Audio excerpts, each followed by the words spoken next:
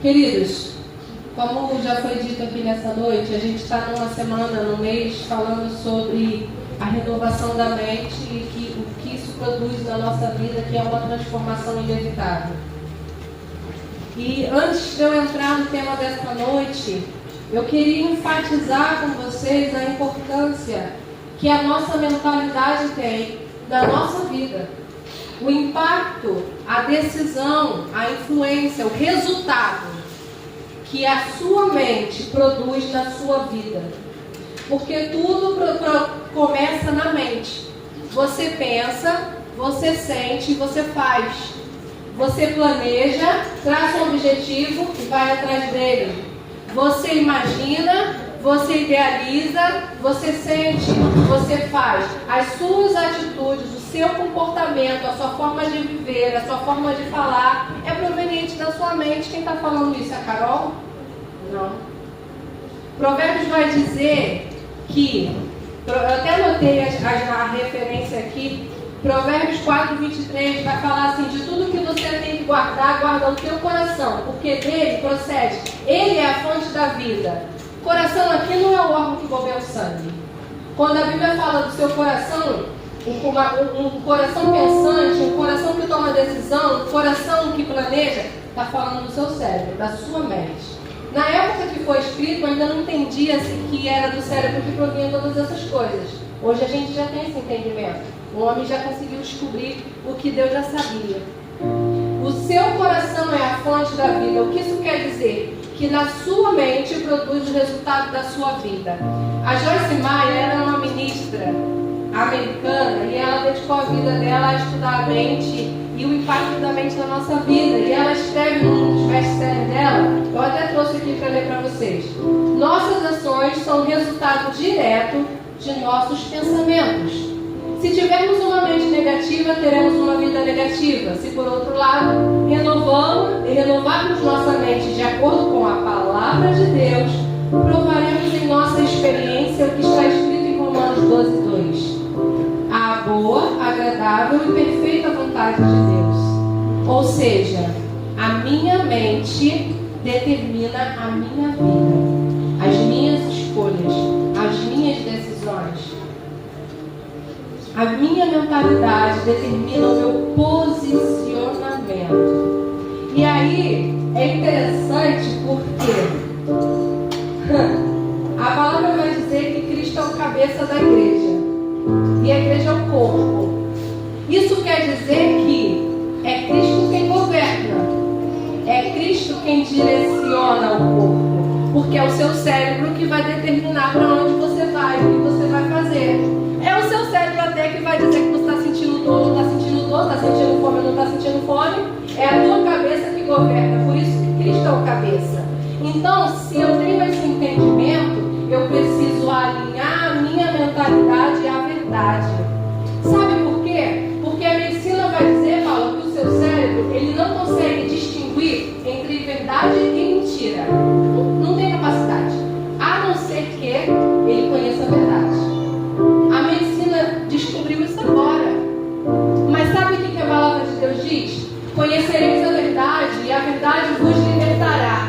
Uma vez que a minha mente, ela conhece a verdade, eu sou livre de toda mentira. Agora, se a minha mente está enganada com a mentira, o contrário também é verdade. Eu sou cativo da mentira.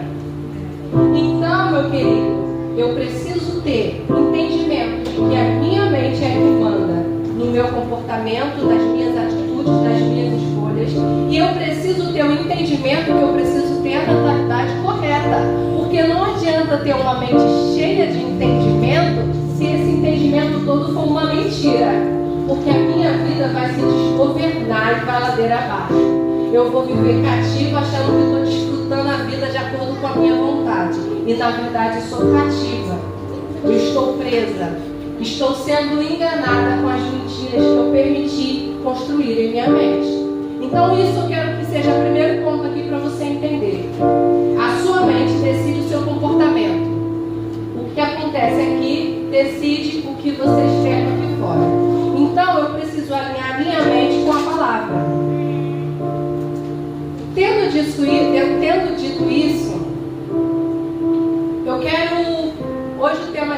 tema de hoje é pensar como filho, viver como filho. Tem tudo a ver. A forma como eu entendi que eu sou, quem eu sou, vai determinar como eu vivo. Então eu vou me apresentar para você.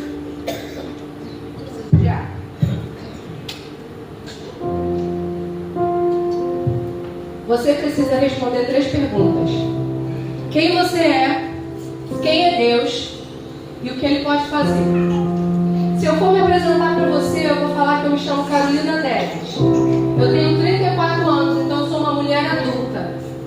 Eu sou casada, sou amada, sou mãe de 2 crianças. Mas não somente isso. Eu sou filha. Eu fui perdoada, eu sou salva, eu fui transformada, estou sendo transformada, estou caminhando rumo ao meu Pai. E eu vou passar a eternidade com Ele, porque Ele pagou um alto preço para que eu tivesse essa oportunidade. Eu tenho que ter isso muito bem claro na minha cabeça. Eu não sou uma escrava, eu sou uma filha. E se eu sou uma filha, e de quem eu sou filha? Eu sou filha de nada mais, nada menos do que aquele que criou todas as coisas. Eu sou filha daquele que morreu por mim. Eu sou filha daquele que me ama, que me cuida, que me protege, que me guia, que me sustenta, que pode todas as coisas. Então, eu tenho que viver de acordo com essa verdade. Eu não posso me submeter a viver nada menos do que isso. Mas sabe qual é o problema, presbítero? Tem muito filho vivendo igual escravo. Sabe por quê? Porque a mentalidade ainda é de escravo. Quando a palavra fala aqui, não vos conformeis com os padrões desse mundo, mas renovai-vos pela transformação da vossa mente. A partir do momento em que eu permito a palavra de Deus renovar a minha mente e me atribuir uma identidade, a identidade de filho, eu tenho que viver como filho, não como escravo. E aí eu entro no texto de hoje, que está lá em Romanos 8, no verso 5 e 6.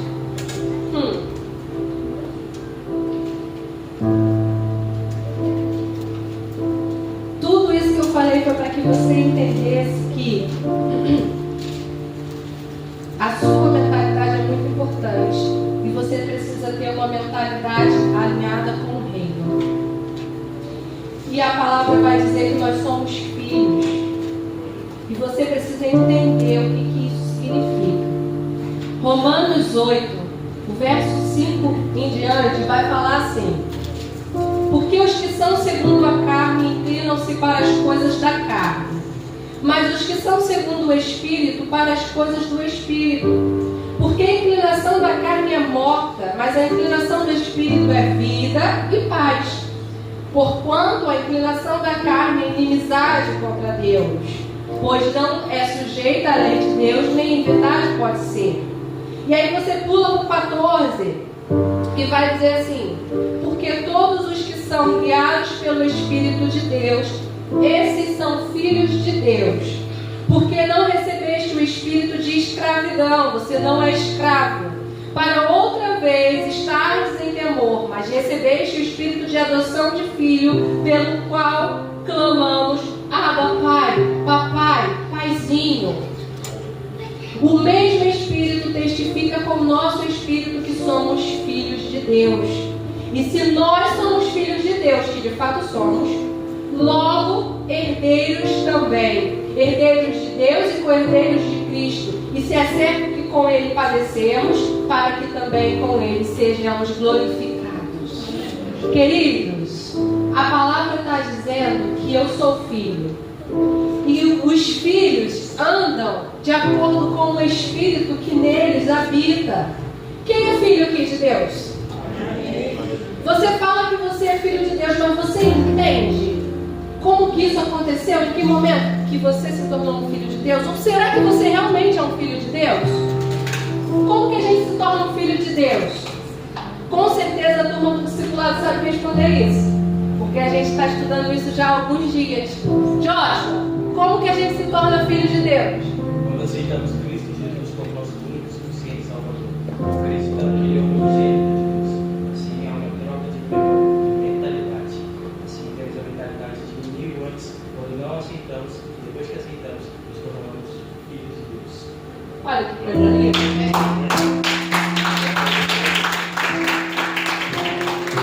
Deixa eu te ouvir,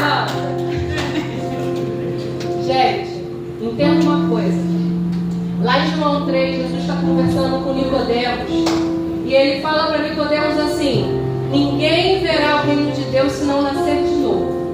Ver o reino de Deus aqui, né? Caramba, olha lá o reino de Deus. Não, é ser participante, é entrar, pertencer. Ninguém vai pertencer ao reino de Deus se não nascer de novo. Aí Nicodemos fala assim: ué, eu vou ter que voltar para a barriga da minha mãe para nascer de novo? Eu, burro velho?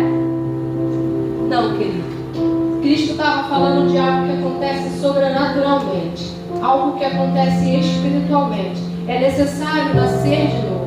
E como que eu nasço de novo, Carol? Como é que eu experimento o novo nascimento? O Joshua falou: eu preciso crer em Cristo, no sacrifício que Ele fez, me arrepender e o aceitar. Aqui eu até anotei João 1, 12 e 13. Eu vou até ler. O Evangelho de João 1 vai te dar a receita. João 1, versículo 12 e 13 fala assim: mas a todos quanto o receberam, pega a palavra, deu-lhes o poder de serem feitos filhos de Deus. A quem? Aos que creram, os que creem no seu nome, os quais não nasceram do sangue, nem da vontade da carne, nem da vontade do varão, mas de Deus. Ei, querido, é necessário crer, é necessário receber. A partir desse momento, eu sou gerada novamente, espiritualmente falando. Agora eu me torno filho de Deus. Mas basta crer? Eu creio em Deus aqui no meu coração, já sou filho. Não. Vamos conhecer a palavra por completo. Se você for lá em Romanos 10, no versículo 9, vai falar mais um segredinho aqui, para você completar essa missão, se tornar filho de Deus. Romanos 10, 9 e 10. A saber, se com a tua boca confessares ao Senhor Jesus e em teu coração creres que Deus o ressuscitou dos mortos, serás salvo. Visto que com o coração se crê para a justiça e com a boca se confessa para a salvação. Ei, queridos, para você e eu sermos filhos de Deus, temos que nascer de novo. Para nascer de novo, temos que ser gerados em Deus. Para ser gerado em Deus, eu preciso reconhecer que Cristo é o único, suficiente Salvador. E eu só reconheço isso quando eu confesso com a minha boca.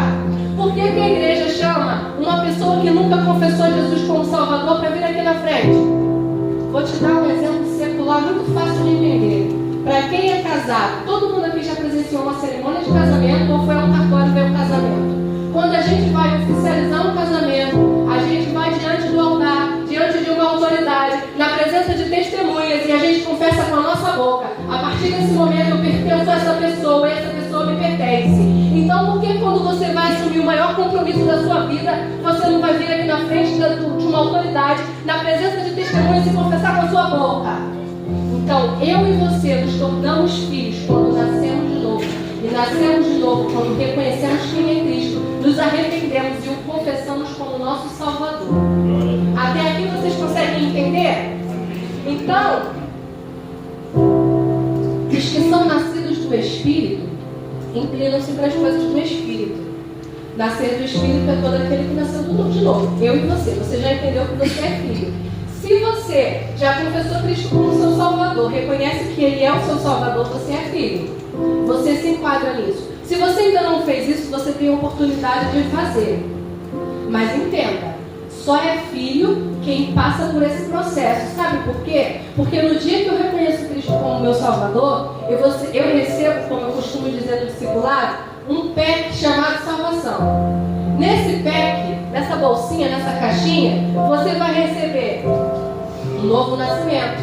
Você vai receber uma filiação, você se torna filho.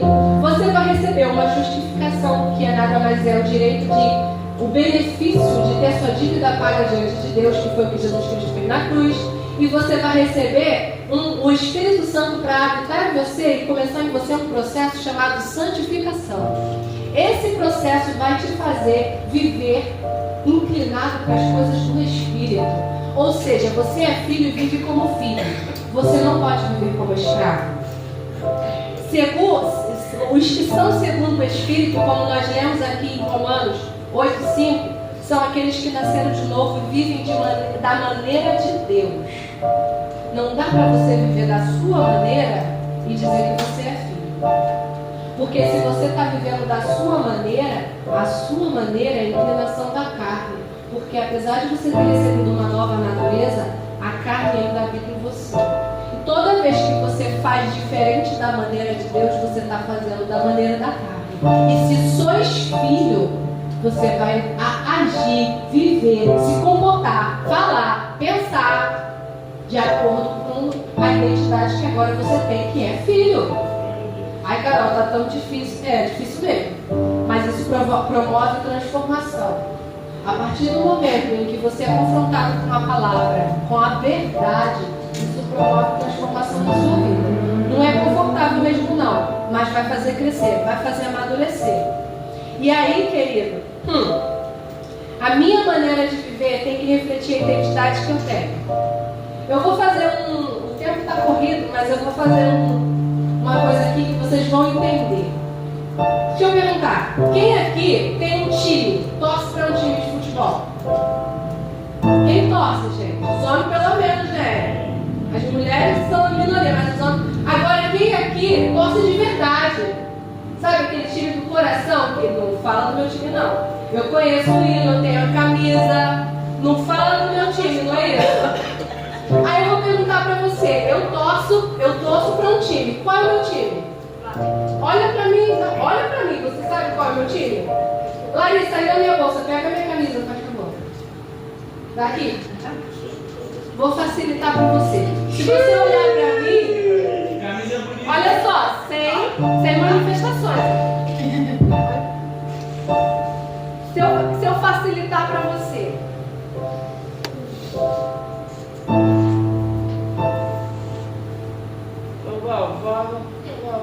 Aí é muito bonita.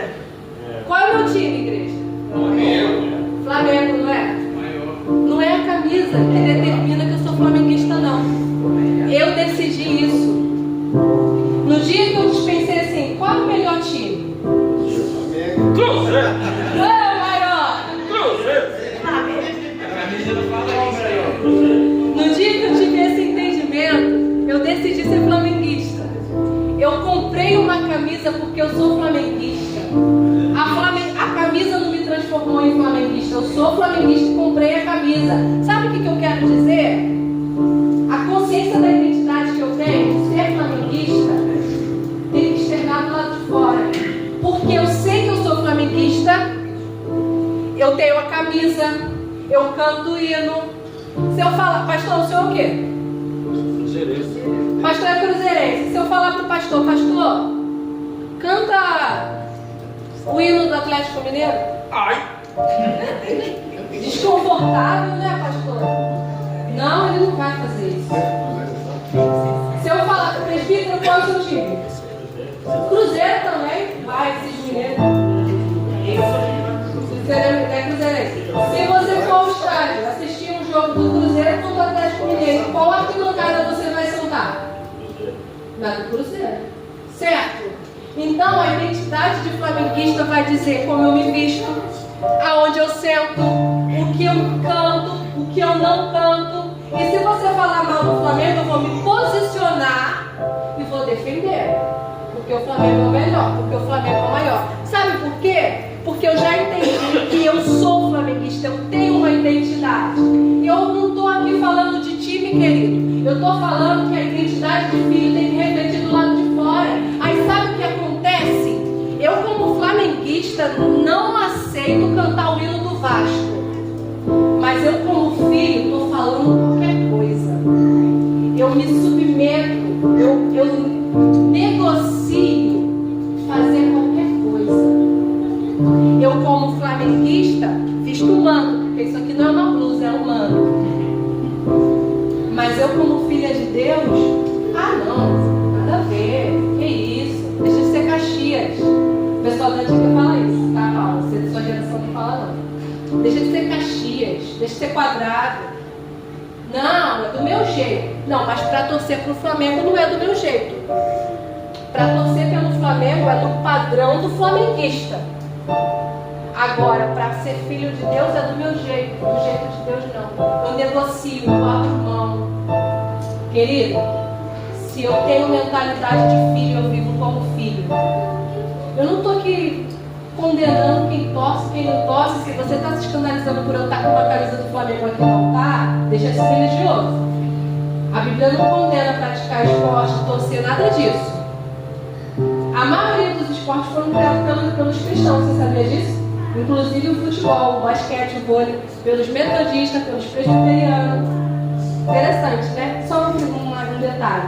O que eu estou dizendo é, o seu comportamento tem que refletir a sua identidade.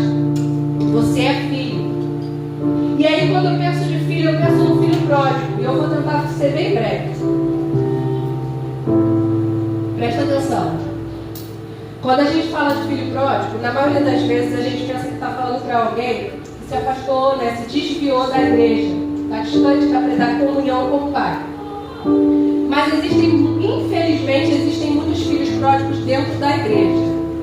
Porque se você olhar para a parábola do filho pródigo lá em Lucas 15, que eu não vou ler porque você conhece, um pai tinha 2 filhos, o pai era rico, tinha fazendas, o filho mais novo pede a sua herança, passa um dia, ele vai embora, gasta tudo, se arrebenta, quebra a cara, vai comer as bolotas do porco, perde a identidade e fala assim, pô, o servo do meu pai está melhor do que eu, vou voltar como servo, já nem sabe mais que é filho, vou voltar por baixo. Aí ele volta, o pai amoroso, paciente, longânimo, perdoa, fala, filho, vem cá, faz uma festa, recebe ele, bota pra dentro, troca as vestes, honra o filho novamente. O filho mais velho, por outro lado, fica com raiva. O rebelde foi, voltou, seu mata um bezerro cevado para ele, e eu aqui, o senhor nunca me deu nada. E aí o pai fala, meu querido, você sempre esteve aqui, tudo que é meu é teu, mas o meu filho estava perdido, vamos celebrar. Resumo, sabe o que essa história fala pra gente? Existe um pai que ama, que cuida, que provê, que sustenta, que é paciente e que perdoa. Existe filho que fala assim, do meu jeito é melhor, na minha maneira é melhor. Daqui eu quero tudo, quero as coisas boas, eu quero as bênçãos, me dá, que eu vou usar do jeito que eu quiser, que eu vou desperdiçar da forma que eu quiser. E aí ele sai daquela posição maravilhosa de filho e vai para uma posição de escravo. Deixa de se inclinar para as coisas do Espírito e começa a se inclinar para as coisas da carne. Ei, outro dia alguém me falou assim, Deus é tirano porque ele quer que faça tudo do jeito dele. Deus não é tirano, mas ele tem cacife para querer que seja feito tudo do jeito dele. Sabe por quê? É ele que dá tudo, é ele que provê tudo, é ele que pode tudo, é ele que morreu por você, é ele que tem toda a autoridade. Então ele tem autoridade para falar, vai ser desse jeito. Mas entenda, você foi chamado para ser livre em Deus, e ser livre em Deus é ter um direcionamento. Porque liberdade sem direcionamento é perdição.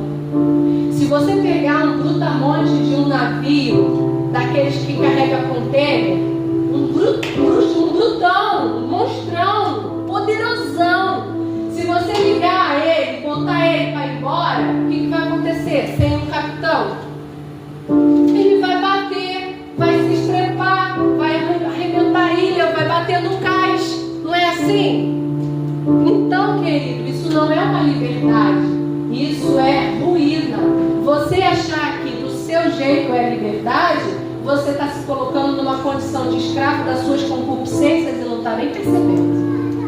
Agora, liberdade de Deus é ter direcionamento. E aí, além de você ver um pai que cuida, que ama, que zela, você vê um filho ingrato, que quer tudo que o pai pode dar, mas não quer relacionamento, porque ele vai embora. Que quer tudo que o pai pode dar, mas não quer comunhão, não quer permanecer. E sabe o que significa pródigo? Aquele que desperdiça. Quantos de nós recebemos de Deus saúde, vida, tempo, prosperidade, e a gente pega dons, e a gente pega tudo isso e desperdiça?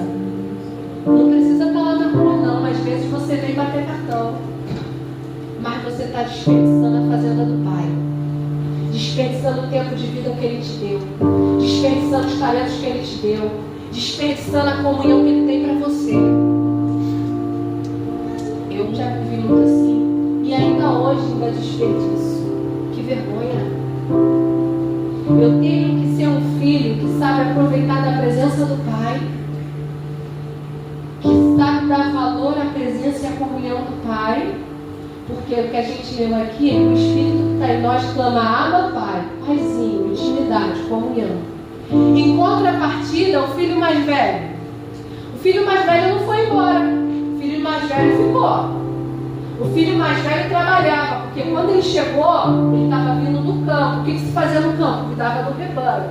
Então o filho mais velho ficou. O filho mais velho servia o pai, Nilson. Mas sabe o que o filho mais velho fazia? Ele não desfrutava da fazenda do pai. Existem dois extremos: aquele que desperdiça quando vai embora, e aquele que permanece, mas não aproveita dos benefícios de serem filhos. E aí o mais velho vivia como servo. Sabe o que o servo faz? Trabalha, trabalha, trabalha, continua debaixo da barra do Senhor, mas não pode usufruir de nada. E o que o pai fala para ele? Meu filho, tudo que é meu é teu. Eu nunca te dei um cabrito. Em outras palavras, por que você mesmo não tomou, matou e aproveitou? Tudo que é meu é teu. Sabe o que acontece? Caramba, quando eu estava lendo isso, eu estava pensando: meu Deus do céu, quantas vezes eu estou na presença do Pai, eu até quero trabalhar com o Pai, mas eu não aproveito dos benefícios que o Pai disponibiliza para mim. Como assim, Carol? Deixa mais claro. Vou deixar mais claro. Sabe aquela pessoa que está sempre triste, sempre amargurado, sempre cabisbaixo? Você fica triste, é normal. Você está sempre assim, depressivo, para baixo, a vida, o céu, só dó. Esse filho tem mentalidade de servo. Ele não usufrui da felicidade que é o pai. Sabe aquela pessoa que acha que ninguém ama ela, que não tem valor? Esse filho não aproveita do benefício de ter um Deus que é o próprio amor. Sabe aquela pessoa que a vida não anda, que está sempre travado? Esse filho tem mentalidade de servo, porque ele não entendeu que se ele quiser ele pode comer o melhor dessa terra, que para ele nada é impossível. Então, meu querido, não é só porque eu permaneço na presença do Pai e trabalho com o Pai que eu tenho uma mentalidade de filho. Eu tenho uma mentalidade de filho quando eu vivo plenamente a posição de filho. E a posição de filho me atribui benefícios e responsabilidade. O benefício de ter um pai presente que cuida, que ama, que cuida, que zela, que protege, que direciona e que corrige. E a responsabilidade de honrar, a responsabilidade de obedecer, a responsabilidade de servir.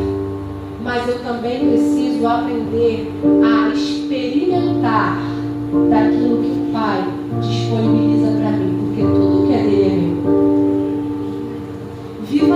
Mentaliza isso na sua cabeça. Deus não te chamou para comer o pão que o diabo amassou, igual fala aí fora. Jesus falou que no mundo tereis aflição, mas ele não falou assim: a tua vida vai ser uma catástrofe de janeiro a janeiro. A Bíblia nos diz que nós somos herdeiros com Cristo, herdeiros de Deus, co-herdeiros com Cristo. Herdeiros de quê? Herdeiros de quê? Você sabe? Das promessas, querido. Que promessas são essas? Qual é essa verdade que você vai descobrir com as promessas? São promessas que vão se cumprir ainda aqui. É promessa de vida, promessa de saúde, promessa de sustento, promessa de provisão, promessa de consolo, promessa de direcionamento, mas também promessa de uma herança incorruptível na eternidade. Então eu tenho que viver assim, com esse entendimento, com essa fé, com essa mentalidade, porque eu sou filho.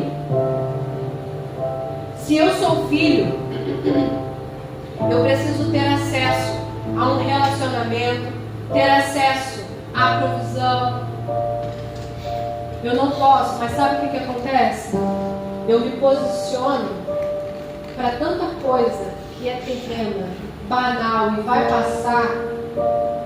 E quando eu preciso realmente me posicionar para o que é eterno, para a identidade que Deus me deu, eu negocio. Eu levo de qualquer maneira. Eu já briguei por causa do Flamengo, gente.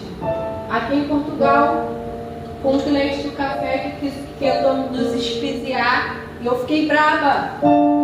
Mas será que eu me posiciono assim para defender a minha identidade de filho? Eu não estou falando para você que você precisa defender Deus, não, porque Ele não precisa disso, não. Eu estou falando de posicionamento, de entender quem você é em Deus e assumir essa verdade. Sabe? Você não pode ser escravo das circunstâncias, escravo das adversidades, escravo do que você pode ver. Às vezes a pessoa ela vive tão desesperada, tão temerosa, porque está igual Pedro olhando para a circunstância. Você tem que ter na sua mente: eu fui comprado para ser filho. Eu não fui comprado para ser escravo, não. Gálatas 4, do 4 em diante, vai falar que quando completou a plenitude do tempo, Jesus Cristo nasceu vindo de uma mulher. E para que ele veio? Para me remir e te remir da condição de escravo. Remir aqui no texto, a Gálatas 4, 5, a palavra que foi traduzida por remir é a mesma palavra que se usava para negociar a liberdade de um escravo. Quando eu queria pagar o preço por um escravo, eu remia ele. Mas você não compra um escravo para transformá-lo em escravo. Você compra um escravo para fazê-lo livre. E na sequência do versículo ainda vai falar: e para te fazer filho. Então ele comprou você, pagou pela sua liberdade e te fez filho. Colocou o Espírito dele para habitar em você, Gálatas 4, 7. E esse, é o 6 ainda, e esse Espírito clama: Abba, Pai. Esse Espírito te direciona para um ambiente de intimidade, de comunhão. Não dá para ser filho e não ter comunhão. Não dá para ser filho e estar distante, estar apático. Eu preciso entender que eu sou livre para viver debaixo de um direcionamento de Deus. Eu preciso entender que eu sou filho para viver em intimidade. E eu preciso saber que se eu vivo em intimidade com o Espírito Santo de Deus, eu inclino-me para as coisas do Espírito. Eu não ando satisfazendo as minhas concupiscências. Eu não ando nos meus padrões, nos meus moldes, nas minhas maneiras. Eu fui chamada, eu fui comprada, não fui chamada, fui comprada para ser livre, para ser filha. E eu não posso viver como escravo. E para finalizar, eu ainda escrevi assim, ó: deixa a palavra de Deus renovar a sua mente todos os dias. Assuma diariamente a sua identidade de filho na prática e viva de acordo com ela, usufruindo dos benefícios de ser filho e cumprindo as responsabilidades de filho. Amém, igreja? Então, de tudo que a gente ministrou aqui hoje, o que você precisa guardar é isso. Você não é escravo. Você não é escravo do medo. Você não é escravo das circunstâncias. Você não é escravo dos desejos. Você não é escravo do pecado. Você não é escravo da sua antiga vida. Você é livre em Deus para ser filho.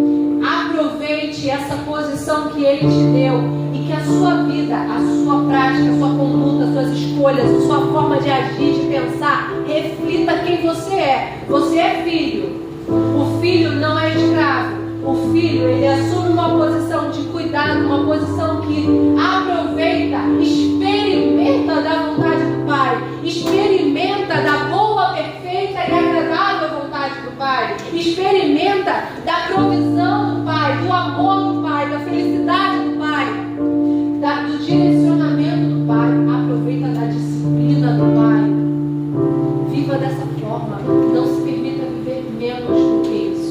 E se você tem vivido como escravo, se você tem vivido como servo, de duas uma: ou você ainda não nasceu de novo, ou você precisa ter a mente transformada. E se você precisa tanto um quanto o outro, está aqui, ó. Conheça a verdade te libertará. Permita que essa verdade transforme a sua vida todos os dias e continue transformando a cada dia. Amém?